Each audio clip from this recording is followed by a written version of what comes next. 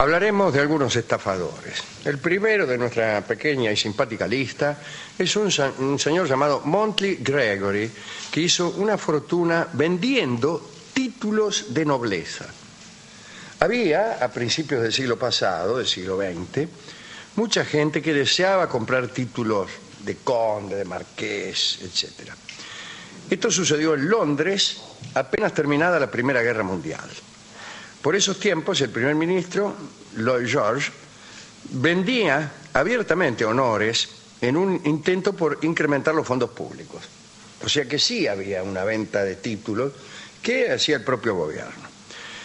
Pero claro, como siempre, había algunos títulos que se otorgaban sin venderse. ¿Entendés? El gobierno vendía títulos, pero a veces te los daba por merecimiento. Como si el gobierno empezara a vender ahora, ponerle títulos de ciudadano ilustre. Para mejorar qué sé yo. El living de la casa, con un cuadro. No, para mejorar el presupuesto, el gobierno vende títulos de ciudadano ilustre. Pero también da algunos y si no, no vale, a los ciudadanos ilustres. Muy bien. Esto es lo que pasaba en Londres. Gregory, era dueño de un club, los clubes ingleses, son clubes de hombres, bastante exclusivo, al que solían ir algunos funcionarios del gobierno. Y él entró en conocimiento, conversando con esos funcionarios, de la lista de los hombres que serían distinguidos con nombramientos nobiliarios por sus méritos. Sabía anticipadamente a quién iban a dar títulos de nobleza. Y entonces empezó a venderles a esos mismos tipos los títulos antes de que se lo dieran gratuitamente. Y los tipos compraban. Y los tipos por ahí compraban, por ahí no, pero compraban. Y nadie se sorprendía, pues los compradores pensaban que Gregory era encargado gubernamental de vender títulos, y como el título después llegaba, nadie sospechaba. Y nadie se quejaba. Claro. Y el gobierno tampoco se enteraba. Muchos hombres nunca se enteraron de sus propios merecimientos porque creyeron haber comprado unos títulos que en verdad les habían sido dados por sus méritos. Pero el negocio no le duró mucho a Gregory. En 1925 fue declarado ilegal todo comercio de honores, incluso el del propio Estado inglés, y se le terminó el asunto al pobre tipo. Qué lástima, ¿no? Porque realmente era un negocio extraordinario. Vender, por ejemplo, nombramiento de ciudadano ilustre. Claro. Vos te enterás que le van a dar el título de ciudadano ilustre, ponerle...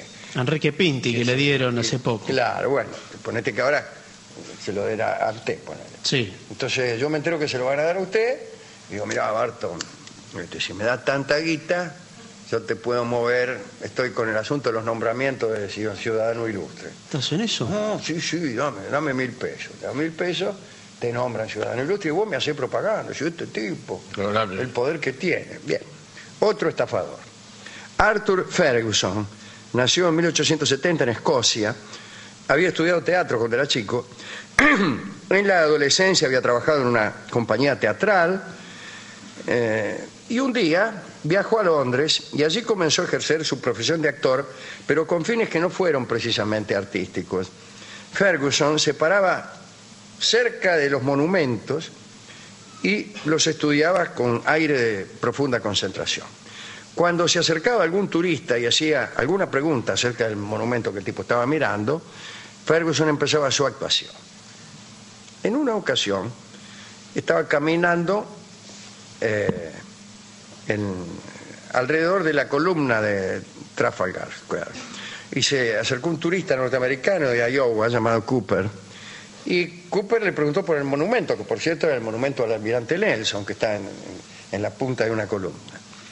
Y Ferguson le dijo, mira, esta es la columna del almirante Nelson, lamentablemente no estará aquí mucho tiempo, ya que el Estado inglés necesita venderla a fin de saldar una deuda que tiene con los Estados Unidos. Yo casualmente, dijo Ferguson, soy el funcionario municipal que estoy a cargo de la venta, ¿no? Ahora, el que le preguntaba, el señor Cooper, Resultó ser un millonario, amante del arte y del arte monumental, y enseguida se mostró interesado. Ferguson se hizo rogar, argumentando que ya se había cumplido el plazo para la realización de ofertas, pero finalmente accedió. Obtuvo un cheque por 6.000 libras y a cambio le dio a Cooper un recibo y la dirección de una compañía constructora encargada de trasladar el monumento a la casa de Cooper. Bueno, muy contento, el comprador fue hasta la empresa, presentó su recibo y recién cuando la compañía se negó a derrumbar la columna del almirante, Cooper se dio cuenta de que había sido estafado. Ferguson utilizó la misma estrategia para vender el Big Ben, después el palacio entero de Buckingham y ya lleno de dinero huyó a Estados Unidos en 1925. Allí conoció a un ganadero de Texas que tenía como sueño vivir en la Casa Blanca. Y Ferguson, haciéndose pasar por un agente del gobierno, le contó que el presidente estaba interesado en reducir el costo estatal y le alquiló la casa de gobierno, la Casa Blanca, por $100.000 anuales. Apenas tuvo el dinero en sus manos, huyó Ferguson a New York. Y allí fue donde terminaron sus hazañas. Vendió la Estatua de la Libertad a un australiano, pero cometió un error. El australiano quiso sacarse una foto con él al pie de la estatua. Y Ferguson accedió. No. Cuando la foto llegó a manos de la policía, lo encontraron, lo arrestaron, se lo sentenció a 5 años de prisión. Cuando fue puesto en libertad, se retiró del negocio y hasta su muerte vivió en California rodeado de lujos. Del Big Ben, de la Casa Blanca. Ludwig, que es el tercero y último de nuestros estafadores, había nacido en 1790 en Praga, tenía 22 apodos, 22 alias y 45 arrestos. Un día, leyendo el diario, se enteró de que, no creo que haya nacido en 1790 de todos modos, pero no importa, se hacían pasar por empresarios interesados en la compra. Los 5 candidatos hicieron sus ofertas bajo sobre cerrado y uno de ellos, André Poisson, ofreció el equivalente de dinero a 7.000 toneladas de metal. La ganancia de Ludwig no estaba en cobrar todo el dinero, sino en cobrar una importante comisión por adjudicarla y facilitar los trámites al comprador. Incluso le pidió un soborno a Poisson, con eso ganó 650.000 francos. Al otro día, Ludwig y sus secuaces se fugaron.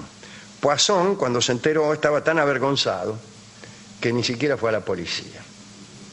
Después de un tiempo y al ver que el asunto de la torre no había trascendido, los estafadores regresaron a París y vendieron otra vez la torre, del mismo modo.